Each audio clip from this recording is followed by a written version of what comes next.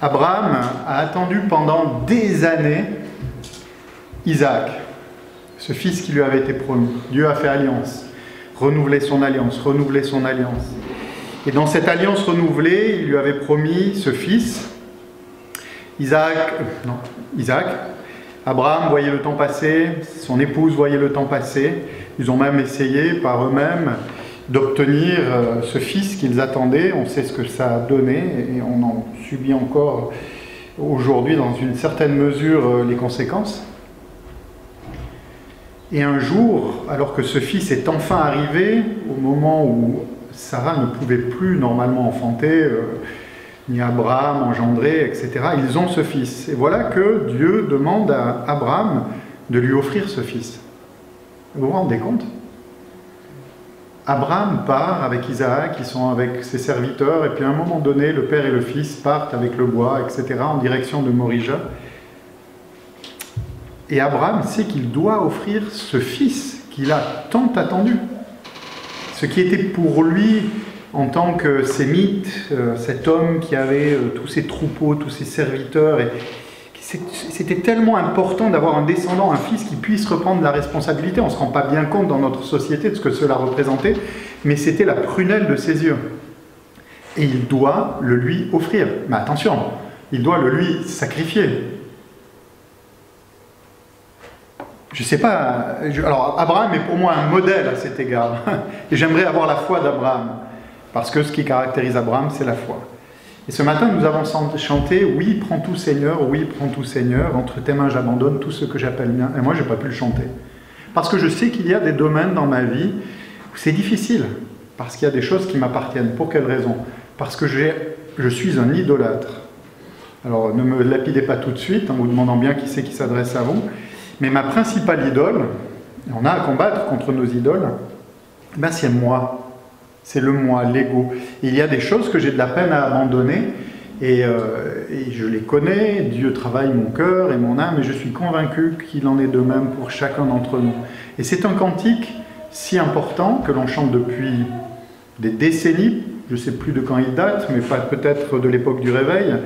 Un chant qui implique énormément. Quelqu'un disait que les chrétiens ne sont jamais autant hypocrites que quand ils chantent. Alors je ne dis pas ça pour tout le monde, en tout cas pas pour mon épouse qui n'est pas là, et je sais que quand elle chante les cantiques, elle réfléchit à chaque parole, etc. Moi j'ai plutôt une tendance à rêvasser, mais quand ce cantique est là, je me dis mince, est-ce que tu te rends compte de ce que ça veut dire ? Voilà.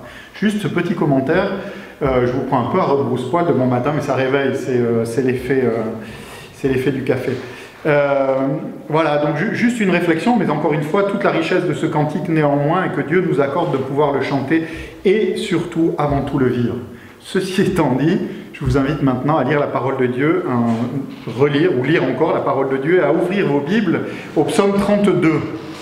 Pendant que vous cherchez le psaume 32, comme il m'a été demandé de me présenter, je m'appelle donc Régis Berdoula, je suis pasteur. Alors l'expression elle est un peu spéciale, pasteur transversal de l'action biblique, c'est vraiment bizarre. C'est-à-dire que je suis appelé dorénavant, mais j'ai déjà commencé à le faire depuis quelques mois, à traverser la France et l'action biblique France de long en large, de haut en bas, pour aider les églises, quels que soient les besoins qui sont les leurs. Et c'est ainsi que j'étais à Bordeaux la semaine dernière, que je suis ici aujourd'hui, que je serai à Lyon la semaine prochaine. À Lyon la semaine prochaine, j'aide aussi une autre église dans l'est de la France, etc. Peut-être faire un saut à Ajaccio pour découvrir la Corse, mais surtout l'église Action Biblique d'Ajaccio. Voilà, donc vous m'avez vu, Dieu voulant, vous me reverrez, parce que je ne sais pas de quoi demain sera fait. Mais très heureux d'être avec vous, on a eu du temps ensemble avec les anciens hier soir. J'aurais aimé voir Mardoché, mais voilà, que Dieu le renouvelle dans sa santé ainsi que sa famille. Psaume 32, un psaume de David. Heureux celui dont la transgression est enlevée, dont le péché est pardonné. Heureux l'homme à qui l'Éternel ne tient plus compte de sa faute et dans l'esprit duquel il n'y a point de fraude. Tant que je me suis tu, mes os se consumaient, je gémissais toute la journée. Car nuit et jour, ta main pesait sur moi. Ma vigueur n'était plus que sécheresse comme celle de l'été. Je t'ai fait connaître mon péché. Je n'ai pas couvert ma faute. J'ai dit, je confesserai mes transgressions à l'Éternel. Et toi, tu as enlevé la faute de mon péché. Qu'ainsi tout fidèle te prie au temps convenable. Si de grandes eaux débordent, elles ne l'atteindront nullement. Tu es un abri pour moi, tu me gardes de la détresse, tu m'entoures de cris de délivrance.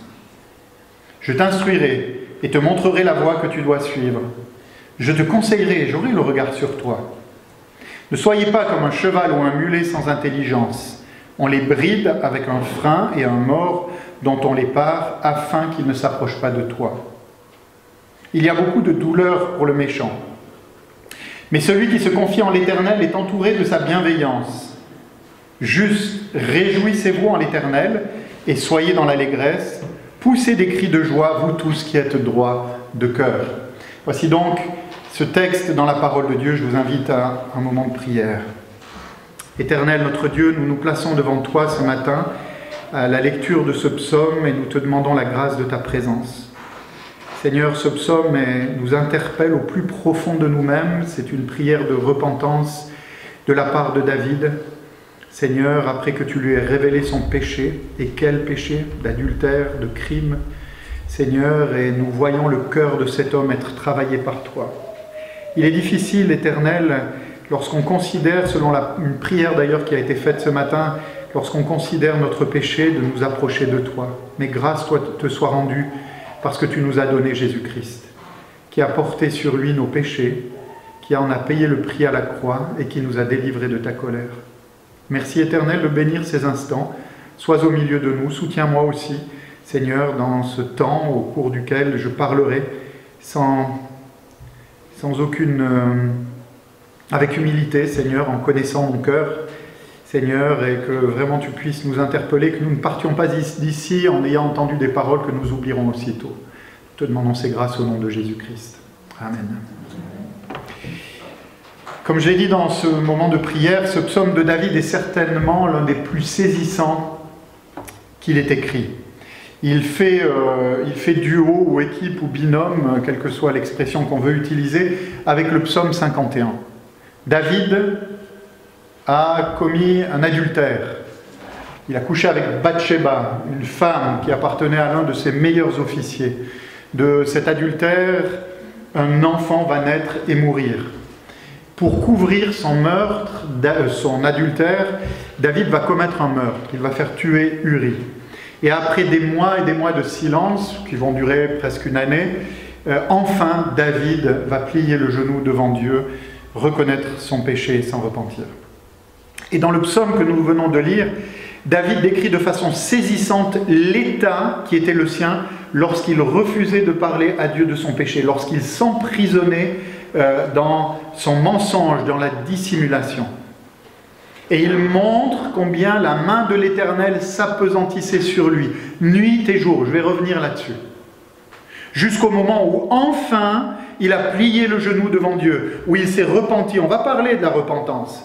Et c'est à ce moment-là qu'enfin, après des mois et des mois et des mois de silence et de lutte, il redécouvre, il connaît de nouveau, pour ne pas dire, il connaît de façon beaucoup plus profonde la communion avec Dieu, la joie du pardon. La joie du pardon, c'est le titre de cette prédication. Et nous allons voir quelques éléments. Tout d'abord, la tristesse du péché, et peut-être que tristesse est un euphémisme. La repentance, ensuite, et bien sûr, et nécessairement, la joie de la délivrance, et puis, dans les derniers versets de ce psaume, une exhortation à ceux qui le lisent par le biais d'une demande à Dieu, et enfin un avertissement fraternel qui concerne tout un chacun. Mais tout d'abord, la tristesse ou l'abattement, quel que soit le mot que vous puissiez donner en lien avec le péché. Ce sont les versets 3 à 5, on reviendra sur les versets 1 et 2 plus tard, quand on parlera de la joie de la délivrance. Dans ces versets 3 à 5 qui sont essentiels, David évoque tous les tourments qui l'ont affligé pendant ces mois au cours desquels il s'est endurci volontairement à l'égard de Dieu, ne voulant ni confesser son adultère, ni reconnaître le meurtre qu'il avait commis à l'égard d'un de ses plus fidèles officiers, Uri. s'éloignant ainsi inexorablement de Dieu. Mais Dieu, dans sa bonté, je le répéterai, Dieu, dans sa bonté, n'a cessé de travailler la conscience de David. La main de Dieu s'est appesantie sur la conscience, sur l'âme de David, jour et nuit. Jour et nuit. Il ne lui a laissé aucun temps de tranquillité. Il voulait absolument, impérativement, faire plier David, l'orgueil de David. Qu'il confesse son ignoble péché. Je cite, « Tant que je me suis tu, David parle, je gémissais toute la journée, car nuit et jour, ta main s'apesantissait sur moi. » David n'avait aucun répit moral, absolument aucun. Aucun moment au cours duquel il pouvait souffler par rapport à ce qu'il avait fait. Non seulement son âme était affligée par Dieu, mais son corps s'en ressentait également. Il portait sur lui les stigmates, en quelque sorte, de son endurcissement moral. Mes os se consumaient. Vous pouvez imaginer, la souffrance morale était telle, à cause de Dieu qui s'apesantissait sur lui, que son corps s'en ressentait. C'est comme s'il brûlait littéralement intérieurement. Et David nous dit quelque chose qui est très intéressant. Il nous dit qu'il gémissait toute la journée. Mais attention, il gémissait toute la journée, c'est pas le gars qui est en train de souffrir et qui est là en poussant des râles, vous savez, comme le gars qui vient de se faire abattre en 14 entre deux tranchées et puis qui dit « Ah les gars, venez m'aider ». Ce n'est pas de cela dont il s'agit. Quand il parle de gémissement, cela signifie qu'il rugissait tout le jour, ou plus exactement, qu'il se plaignait continuellement de sa situation. C'est très intéressant. Pourquoi ? Parce qu'il avait perdu le contentement. Celui qu'il connaissait préalablement avec Dieu, même lorsque Saül le poursuivait dans le désert pour le tuer, il y avait une telle intimité entre David et Dieu que David pouvait être en paix au sein du danger. Or là, il n'y a pas de danger, il est dans son palais, il est roi, il domine, il a été victorieux de tous ses ennemis, mais le contentement a disparu. Et il rugit. Qu'est-ce que ça signifie? Ça signifie qu'il fait porter sur tout ce qui l'entoure les conséquences de son péché. Et il y a quelque chose de très intéressant, c'est qu'il se tait vis-à-vis de Dieu, il ne dit rien à Dieu, mais en revanche, tout le monde l'entend râler. Il se plaint de tout ce qui lui arrive. Il fait supporter sa colère profonde, le fiel amer de son insatisfaction, à cause de sa culpabilité, à tous ceux qui sont là, autour de lui, mais qui n'y sont pour rien. Absolument pour rien. Plus personne ne trouve grâce aux yeux de David à ce moment-là. C'est peut-être la faute de ça, ou de ses femmes, ou de ses fils, ou filles, ou de ses collègues, ou que sais-je encore, ou peut-être de l'état du pays, il n'y a pas assez d'impôts qui rentrent, j'en sais rien, mais rien ne va, absolument rien ne va. Et David nous écrit ensuite que non seulement Dieu s'appesantit sur lui, son âme est travaillée, il y a ce mécontentement, ses os brûlent, mais David nous dit que tout cela finalement le conduit à être totalement, absolument épuisé. Vous pouvez lui donner tous les régimes vitaminiques qu'il soit, il est épuisé. Il écrit ceci, « Ma vigueur n'était plus que sécheresse comme celle de l'été. » Mais imaginez-vous, vous avez affaire à David, le roi par excellence, qui est en lui-même, qui typifie en lui-même Christ comme roi. Parce que David était roi, mais était aussi prophète. Il avait aussi un statut prophétique. Et c'était le guerrier par excellence. Celui dont on louait les exploits. Saül a battu ses 1000 et David ses 10 000. Mais voilà que cet homme qui était aussi brillant d'un point de vue militaire n'est plus que l'ombre de lui-même à ce moment-là. Mes amis, nous avons dans ces lignes le portrait type de celui qui, appartenant à Dieu, je dis bien appartenant à Dieu, s'est éloigné de lui à cause de son péché. Et les symptômes qui sont ici présentés par David, comme nous l'avions vu au psaume 31, la dernière fois que j'étais venu, David sait mettre des mots précis sur ce qu'il vit. Et c'est en cela qu'il est intéressant, parce qu'il sait nous décrire tout ce qui se passe au sein de son âme.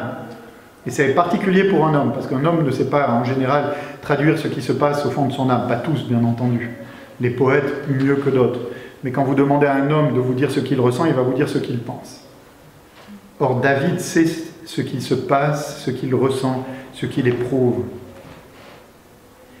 Les symptômes présentés par David nous parlent de celui qui s'est éloigné de Dieu. Sa conscience ne le laisse pas en paix. Pourquoi ? Parce que Dieu s'appesantit sur lui. Pourquoi Dieu s'appesantit sur lui ? Parce que Dieu chérit le Saint-Esprit qu'il a mis en nous. Et ne veut pas que son esprit cohabite avec l'injustice, le péché. Et celui qui se rebelle contre Dieu, qui appartient à Dieu, mais qui s'éloigne de Dieu, geint, du verbe geindre, perpétuellement.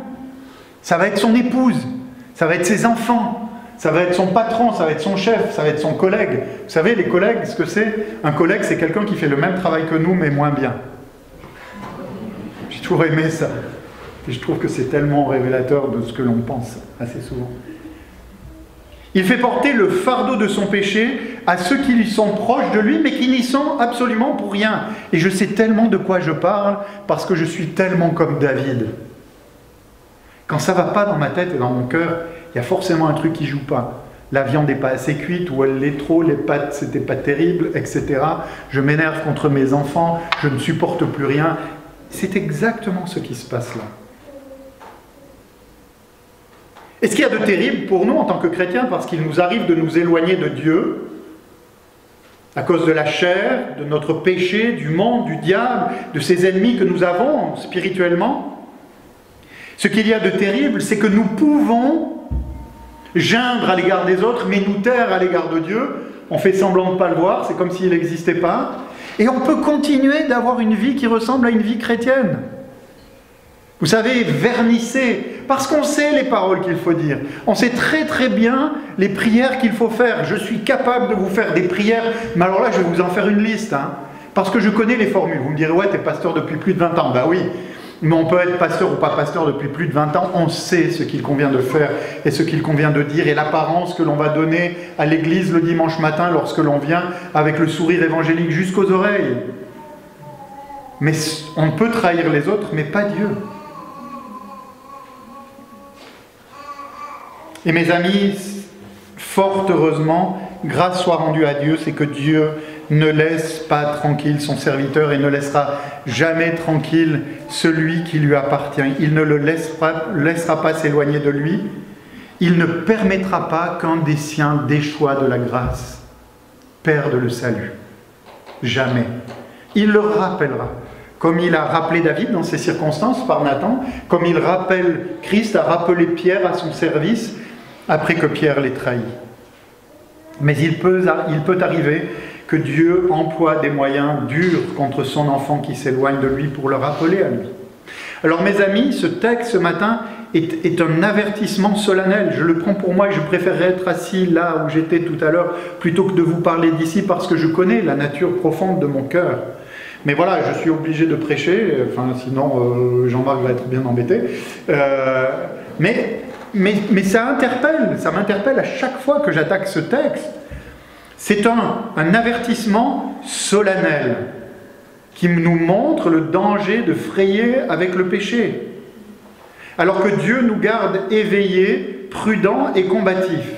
La question qui se pose est la suivante. Comment rester éveillé et ne pas tomber comme David ? Comment ? Je réponds brièvement, on pourrait passer du temps à discuter ensemble là-dessus. Pour comprendre le comment, il faut se rappeler de ce qui s'est passé avec David. Pourquoi David est-il tombé ? David, normalement, au moment où il a commis cet adultère qui l'a conduit plus tard à ce meurtre, David aurait logiquement dû être au combat avec ses troupes pour combattre les Ammonites. Que s'est-il passé ? David, au moment où les rois partent en campagne, envoie son armée, Joab, son chef d'état-major, pour aller attaquer les Ammonites. C'était un homme de guerre, il aurait dû être là. Mais David, qui a peut-être la quarantaine, il est arrivé un petit peu au sommet de son pouvoir, il maîtrise un petit peu tout, etc., se dit, ok, c'est bon, je reste là, Joab, vas-y. Vous savez, le gars, voilà, le gars qui a une certaine maîtrise des circonstances, hein, il est au sommet de son art, j'allais dire, il est dans la force de l'âge, il ne part pas, l'arche de l'Éternel est partie. Joab est parti, l'armée est partie, il devrait être là-bas, il reste dans son palais. Il est oisif, il ne remplit pas sa mission. Il est en marge de la mission, en périphérie du combat qu'il doit mener. Comment éviter cela? Éviter de tomber comme David est tombé? Eh bien, en évitant d'être en périphérie. Qu'est-ce que ça veut dire, éviter d'être en périphérie du combat? Être en périphérie, ça peut signifier ceci, c'est se satisfaire d'un semblant de piété, comme je vous le disais tout à l'heure, d'avoir quelque chose qui ressemble à la foi chrétienne, à un comportement chrétien, qui en a toute l'apparence, mais qui ne l'est pas, c'est-à-dire ne pas avoir cette réelle intimité avec Dieu, ne pas faire de Dieu le centre de notre vie. Je vais en parler tout à l'heure avec les jeunes de cela, pour les quelques-uns qui seront là. Je dis ça parce que la semaine dernière à Bordeaux, il y en avait 2, mais on a passé des très bons moments à 3, puisque j'étais avec eux, et que je me considère aussi comme jeune. Ne pas être en périphérie, c'est avoir Dieu au centre de sa vie. On revient au commentaire que je faisais tout à l'heure sur ce cantique que nous avons chanté. Oui, prends tout Seigneur, ça veut dire quoi? Ça veut dire que tu dois être là au centre, et que ça ne soit pas moi, ma propre idole.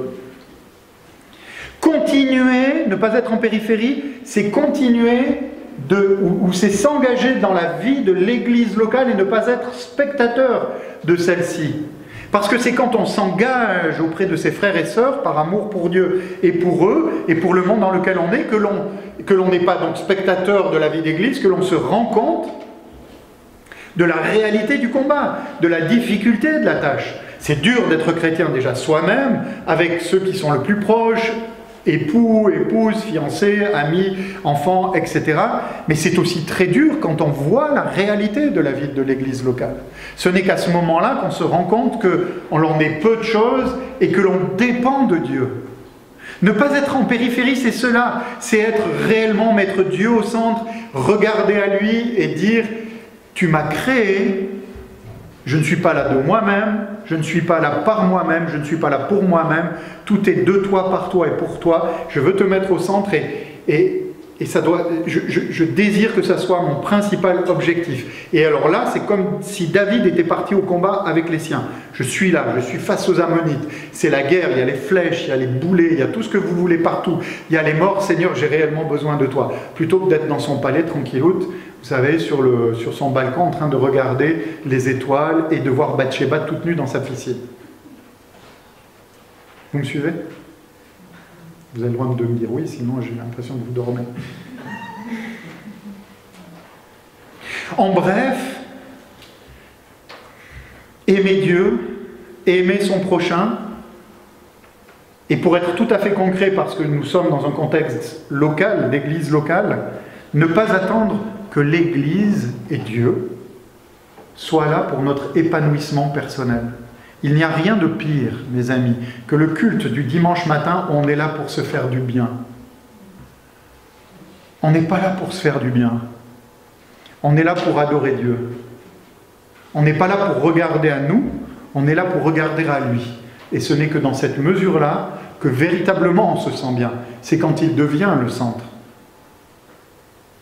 Arrive enfin le moment où Dieu est victorieux de David, où David enfin plie le genou devant Dieu, où enfin David se repent. C'est un terme biblique, théologique qui est important de connaître, la repentance. Et David nous explique ce qu'est la repentance au moyen de 3 expressions qui se ressemblent, qui sont très très proches dans ce verset 5. Et la première expression est celle-ci, « Je t'ai fait connaître mon péché ». Je t'ai fait connaître mon péché. Après des mois de résistance, David ouvre enfin la bouche et reconnaît clairement sa culpabilité devant Dieu. Pour faire connaître, il faut d'abord connaître. Ceux qui ont donné des cours, qui ont eu le privilège d'enseigner, savent que si vous voulez enseigner, vous avez intérêt à connaître ce que vous allez enseigner. Sinon, ça risque d'être compliqué. pour vous, mais surtout pour ceux qui sont en face de vous, qui vont vous regarder avec la bouche ouverte sans réellement comprendre ce que vous voulez dire. Pour faire connaître, il faut connaître. Qu'est-ce que la repentance? La repentance, c'est d'abord, ce que je viens de dire, comprendre dans sa tête, dans son cerveau, c'est cognitif, comprendre que l'on a offensé Dieu. Qu'il y a un Dieu qui existe, qui est souverain au-dessus de toute chose, qui est la cause première de toute chose, qui est un Dieu qui gère, légifère sur toute chose, même si ça ne nous semble pas toujours évident, qui nous a donné une loi, et que l'on a transgressé cette loi. Et qu'ayant transgressé cette loi, eh bien, il y a une opposition entre nous et Dieu. On a affaire à un Dieu qui est en colère contre nous parce que sa loi a été transgressée. Donc d'abord une compréhension. Et ensuite, par voie de conséquence, il y a un aspect moral. C'est un changement de cœur. Je comprends que Dieu existe, que j'ai transgressé sa loi, qu'il est en colère contre moi, et je suis affecté moralement parce que ce Dieu-là qui m'a donné tant de choses, je l'ai tenu pour peu de choses. Et enfin, un acte de volonté. Dieu existe. J'ai transgressé sa loi, j'en suis affligé, et je veux changer. Et j'ai besoin de connaître tout cela pour avoir ces émotions et cet acte de volonté qui fait que je dis à Dieu, Seigneur, je te demande pardon, je te fais connaître mon péché et je veux vivre différemment. Ça, c'est la première des choses. Une œuvre qui implique intelligence, sentiment et volonté. Ça, c'est le premier aspect de la repentance. Le deuxième qui complète, c'est quand David nous dit ou écrit « Je n'ai pas couvert ma faute ». La repentance, dans tout ce que je viens de vous dire, c'est aussi le fait de ne pas couvrir.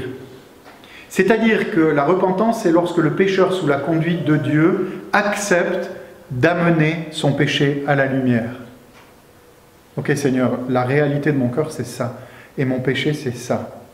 Et puis, c'est pas juste une petite partie, puis on cache le reste. C'est absolument découvrir son péché. Et ce n'est que lorsqu'on accepte de découvrir notre péché que Dieu peut le recouvrir de sa grâce.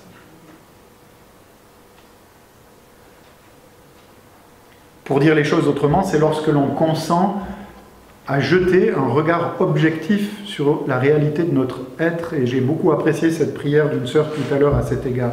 Nous avons besoin, mes amis, en tant que chrétiens, de savoir, de comprendre la réalité de notre péché. Ce qui m'effare, par rapport à moi en premier lieu, mais dans le monde évangélique en général, c'est qu'on sait parler du péché. Ah purée, alors le nom, on le connaît, hein, mais je crois qu'on ne se rend pas véritablement compte de la réalité profonde, de quoi Dieu nous a sauvés, et que nous avons encore à lutter avec ça. Et on voit souvent nos frères et sœurs, un peu comme l'histoire du collègue qui est le même mais qui fait le travail moins bien, comme étant un frère ou une sœur en Christ qui est aussi pécheur, mais qui pêche quand même plus que moi. La troisième expression qui nous permet de comprendre ce qu'est la repentance, c'est lorsque David nous dit « J'ai dit, j'avouerai mes transgressions à l'Éternel. J'ai dit ». Pour vous aider à comprendre, permettez-moi d'illustrer au moyen de ce passage que vous connaissez tous, l'enfant prodigue. L'enfant prodigue qui a offensé son père, qui a pris toute une part d'héritage alors que le père n'est pas mort, qui a dilapidé cet héritage, qui se retrouve à garder des animaux impurs, dont il ne peut même pas manger la nourriture, qui rentre en lui-même, c'est-à-dire qui analyse sa situation, et qui dit à un moment donné, écoutez ceci, là il est en train de penser, il dit, je me lèverai, j'irai vers mon père, et je lui dirai, mon père, j'ai péché contre toi, contre le ciel et contre toi, je ne suis plus digne d'être appelé ton fils, traite-moi comme l'un de tes mercenaires. C'est intéressant. J'ai dit, nous dit David, et le fils dit ceci, je me lèverai, j'irai vers mon père, je dirai ceci et cela. La repentance, c'est une prise de décision. J'ai compris, je ressens, je dévoile mon péché pour que Dieu puisse le couvrir. Je le regarde afin que Dieu puisse détourner son regard. Mais ça implique une décision volontaire. Tout ça, je vais le faire. Et je vais travailler avec l'aide de Dieu à une vie différente. Alors mes amis, j'aimerais vous dire ceci, avant de voir la joie de la délivrance. Si vous vivez aujourd'hui dans ce péché, ou dans le péché, dans cet endurcissement, et que vous êtes rongé de l'intérieur, parce que Dieu vous appelle à la repentance, alors n'hésitez pas, revenez. Revenez. Ce qui est extraordinaire dans cette histoire du fils prodigue, c'est que le père qui attend le retour de ce fils après des années, lorsqu'il le voit de loin, n'est pas en train de faire. Non, non. Il descend et il court vers son fils et il se jette dans ses bras. Il le reçoit, il l'accueille avec une bienveillance et une bonté. Il ne cesse de vouloir faire miséricorde et bienveillance. Et il lui donne le manteau, la bague, les babouches, tout ce qui représente l'autorité du Fils. Tu es chez toi et tu n'es plus pas un simple serviteur. Tu es comme moi, c'est toi qui vas hériter de nouveau. Et voilà ce qui est Dieu, mes amis. Alors, revenez, ne couvrez plus votre faute, pardonnez-moi. Découvrez-la avec honnêteté. Dieu la connaît, rien ne lui échappe, mais il attend que vous regardiez objectivement celle-ci pour que lui puisse en détourner les yeux, parce qu'il en a payé le prix par son Fils à la croix. Et peut-être vous qui croyez à tort appartenir à Dieu, ou qui ne lui appartenez pas, qui ne connaissez pas encore Dieu et Christ comme sauveur, rappelez-vous une chose, je sais que ce n'est pas très politiquement correct, mais vous êtes encore sous la colère de Dieu, c'est la réalité. Vous êtes sous la colère de Dieu. Dieu existe, vous avez transgressé sa loi, vous êtes sous sa colère, vous êtes révolté, mais reconnaissez votre péché. Regardez objectivement que ce Dieu qui vous donne la vie, le mouvement, l'être, le soleil, la joie, la nourriture, le toit, etc. Bien sûr que vous n'avez pas tout ce que vous désireriez, mais vous avez tant. Vous tenez ce Dieu pour rien. Mais confessez, reconnaissez votre péché, remettez-le devant Dieu et acceptez Christ, reconnaissez Christ comme ayant porté cette révolte sur la croix et ayant subi la mort que vous méritez à votre place. Afin que vous puissiez connaître la délivrance. Et cette délivrance, nous y venons. Et ce sont ces fameux 2 premiers versets du psaume. Heureux celui à qui la transgression est remise, à qui le péché est pardonné. Heureux l'homme à qui l'Éternel n'impute pas d'iniquité et dans l'esprit duquel il n'y a point de fraude. Heureux. Heureux l'homme à qui Dieu ne retient pas l'iniquité, à qui l'iniquité n'est pas retenue, dans le cœur duquel il n'y a point de fraude. Heureux, c'est pas heureux, c'est-à-dire la joie que l'on peut éprouver quand on reçoit un beau cadeau, quand la fiancée ou le fiancé dit « je t'aime », ou que son équipe de foot favorite a gagné, etc., ou je ne sais trop quoi. C'est la joie la plus profonde qui existe ici-bas dans la vie d'un être humain. Il n'y a pas de plus grande joie que d'être en paix avec Dieu. Et c'est ce que nous dit David. Et David, après s'être repenti de son péché, tellement convaincu d'avoir été purifié, pardonné, qu'il répète cette déclaration par 2 fois sous 2 formes différentes. Il est comme un héros, donc H-E-R-A-U-T, qui proclame la grandeur et les bienfaits, qui ne se lasse de redire à ceux qui l'entourent combien Dieu pardonne, fait grâce, même à celui qui a commis les pires crimes. L'adultère, c'était puni de mort. Le meurtre, c'était puni de mort aussi. Quelqu'un a écrit ceci de David, il a dit « David est éloquent comme un homme qui, après avoir été gravement malade, a recouvert la santé. » Ce que David veut partager, en définitive, avec nous, c'est que de la même façon, c'est exactement ce que j'ai vécu ce matin dans le métro. Tiens, c'est marrant, j'y pense maintenant. Et sérieux, oh là là. J'étais vers la République, j'ai pris le 8, pas très loin du Bataclan, et puis je suis venu jusqu'ici, et j'ai mal choisi mon wagon. J'étais à côté d'un gars qui était puant, mais c'était terrible. Sérieux. Et je me suis dit, tu restes, tu bouges pas. J'aurais pu bouger de quelques rangs, changer de wagon, etc. Et puis je me suis dit, non, tu restes là, et puis tu bouges pas. Et c'est vrai que hyper désagréable. Tout le monde était gêné dans le wagon à cause de l'odeur. Et mes amis, c'est exactement cela, ce que nous sommes devant Dieu. On peut jeter un regard condescendant sur cet homme, mais on est de la même nature que cet homme qui était à côté de moi et qui était tellement pas bien. Et je ne sais pas son histoire. Mais le péché, c'est ça.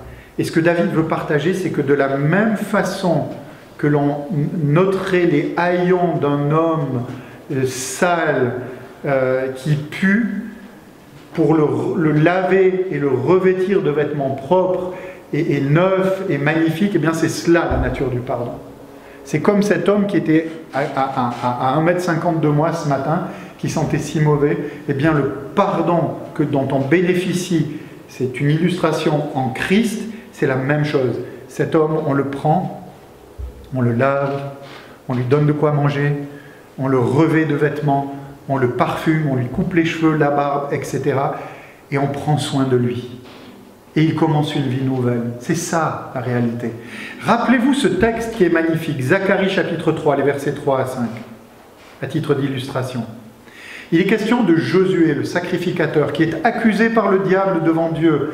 Le diable est en train de dire, regarde comme il est souillé, regarde comme il est imparfait, regarde. Ton serviteur, lui, voyez, écoutez ce que dit la parole de Dieu.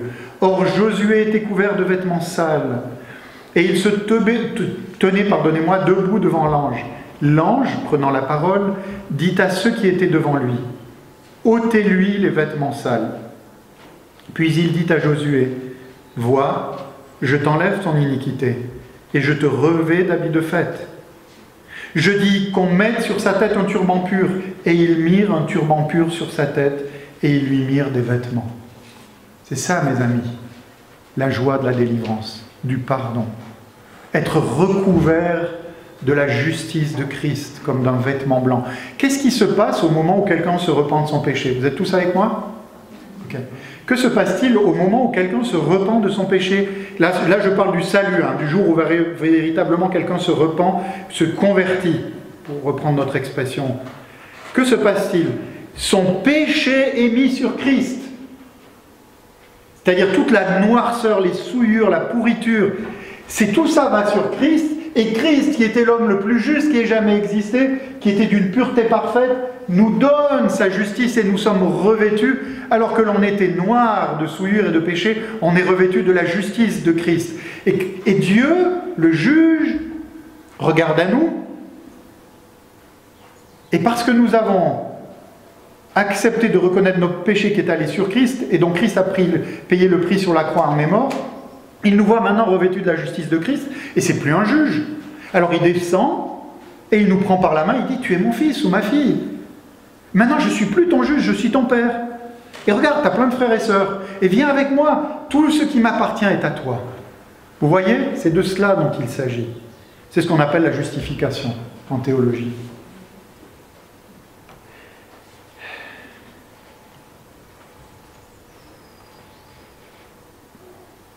David écrit encore dans ses premiers versets, pour continuer à comprendre, et on va passer dans quelques instants à cette exhortation et à cet avertissement fraternel.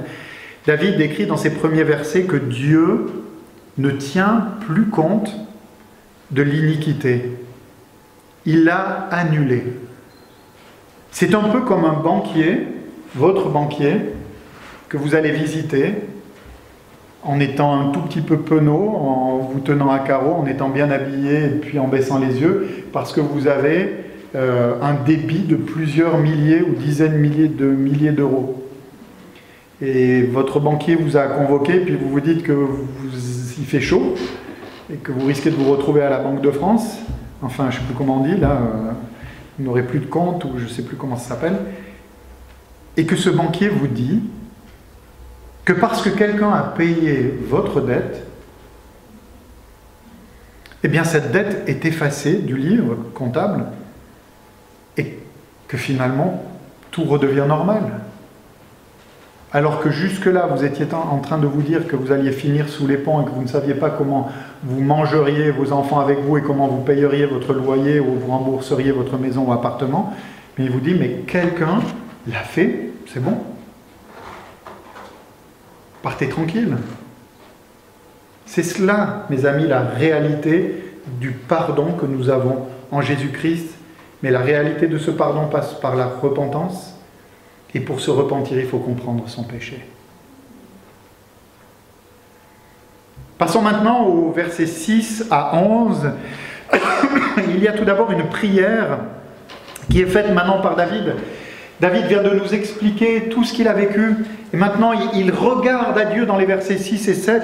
Et il fait une prière à Dieu pour que ceux à qui il est en train de parler dans ce psaume, c'est-à-dire à nous aujourd'hui, soient sages. Et il dit ceci: qu'ainsi tout fidèle te prie au temps convenable, si de grandes eaux débordent, elles ne l'atteindront nullement. Tu es un abri pour moi, tu me gardes de la détresse, tu m'entoures de cris de délivrance. Que fait David?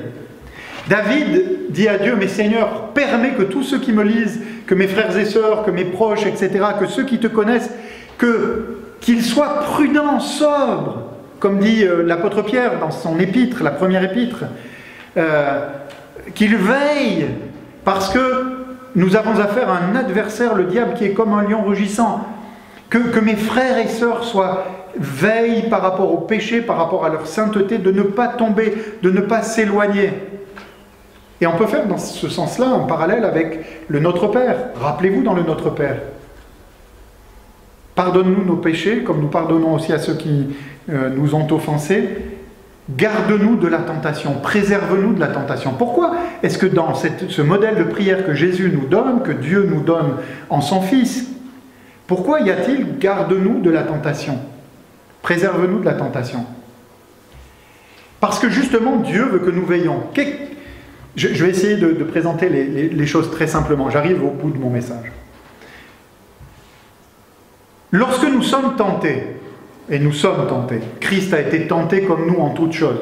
La tentation n'est pas le péché. La tentation n'est pas le péché. C'est la réponse à la tentation qui est le péché. La tentation, c'est qu'il y a quelque chose qui brille à nos yeux et qui nous dit « vas-y, fais-le ». Vous savez ? Et en général, quand on est tenté, c'est dans des domaines où l'on est faible. Vas-y, prends, fais, pense, etc. Ou dis, ou va. Mais le péché, c'est la réponse, ou la sainteté, ou la justice. C'est-à-dire, soit je réponds à la tentation et je fais et je tombe, et là je pêche, soit je dis non, même si c'est difficile, je combats, je lutte et je résiste. D'accord ? Donc, quand il est dit dans cette prière, garde-nous de la tentation, préserve-nous de la tentation, c'est quoi?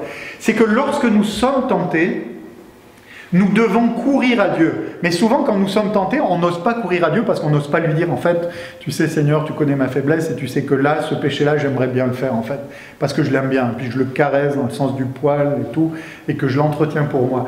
Et Seigneur, j'ai vraiment besoin que tu m'aides et que tu me secours. C'est ça qu'il faut faire en premier, c'est ça.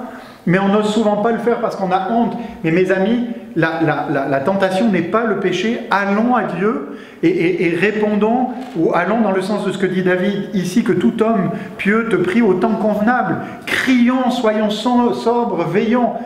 Et je reviens à ce que je disais tout à l'heure, soyons non pas en périphérie, mais au centre du combat. Parce que la vie chrétienne est difficile. Tout le monde me comprend ? Oh là, ça y est, vous êtes endormi. C'est bon, je vous ai permis. Non, c'est bon Aurélie, merci. Si Aurélie, ça va, c'est bon. Excusez-moi.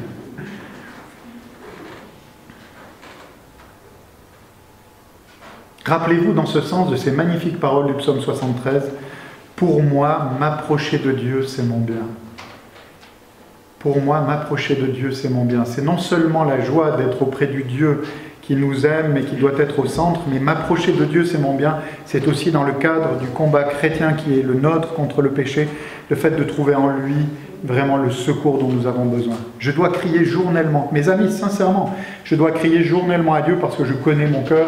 Mon cœur est une fabrique d'idoles, comme disait pas Martin Luther, mais Jean Calvin. Et je sais que je dois tous les jours dire à Dieu, « Ok Seigneur, tu sais exactement ce qu'il y a dans mes pensées, tu sais avec quoi je lutte. Maintenant, aide-moi, en ce moment, aide-moi, j'ai vraiment besoin que tu m'aides. » Et je dois vous avouer que je vis régulièrement ce miracle que Dieu m'aide à ce moment-là, par son esprit. Mais que c'est un combat qui doit être mené jour après jour, moment après moment. Et enfin, il y a ce fraternel avertissement dans les versets 8 à 11. David parle maintenant, nous parle, comme un frère aîné parlerait à un plus jeune, dans la foi, contre les dangers de la vie, et comme un frère aîné qui veut guider, qui veut instruire. Je t'instruirai, je te montrerai la voie que tu dois suivre, je te conseillerai, j'aurai le regard sur toi. Et il continue en disant qu'il va prendre soin par une exhortation qui est assez solennelle. Il lui dit, ou il nous dit, ne soyez pas comme un cheval ou un mulet sans intelligence. On les bride avec un frein et un mors dont on les part afin qu'ils ne s'approchent point de toi. Qu'est-ce que nous devons comprendre? Il est en train de nous dire, ne soyez pas des ânes, ne soyez pas des bourrins. L'animal, donc.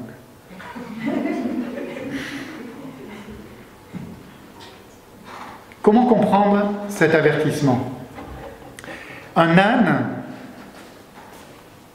je me rappelle quand j'étais au Tchad, il y a bien des années en arrière, c'était pendant l'opération Épervier, c'était il y a plus de 30 ans en arrière, quand j'étais militaire, on avait fait un tiercé d'âne. Et je représentais mon unité, donc on était à Béché, en plein désert là-bas, et puis je représentais mon unité, mais j'avais choisi le mauvais âne. Et j'ai fini bon dernier, j'ai encore une photo d'ailleurs, et tous les autres étaient arrivés, avaient passé la ligne d'arrivée, puis moi j'étais là en essayant de le faire avancer. L'âne est inaccessible, en tout cas l'âne tchadien, au raisonnement. J'espère qu'il n'y a pas de Tchadiens parmi nous. Si, on prendra un moment tout à l'heure si vous voulez. Non mais c'est l'âne d'Abéché, hein, pas celui de Djamena, on est bien d'accord. Il est inaccessible au raisonnement, le cheval aussi, et il doit être guidé au moyen de rênes, d'un frein, d'un mors. Mais le chrétien ne devrait pas agir comme ça. Il ne devrait pas être traité comme un âne ou un cheval. Il a une conscience que Dieu lui a donnée, et à laquelle Dieu parle par sa parole. D'accord? Il s'adresse à lui, il lui montre ce qu'il doit faire. Et David est en train de dire à ses auditeurs, à celui qu'il veut conseiller, mais ne sois pas un âne ou un cheval, parce que Dieu risque de te traiter comme tel, et il va te mettre des rênes et un mors, et ça va être dur, alors qu'il t'a donné une conscience et qu'il veut travailler ton cœur pour que tu fasses toi-même, librement, sans avoir besoin d'être équipé, ce qui est juste. Vous comprenez? Et David, il est arrivé à David que l'Éternel doive lui mettre un mors et des rênes parce qu'il s'est comporté comme un imbécile devant Dieu.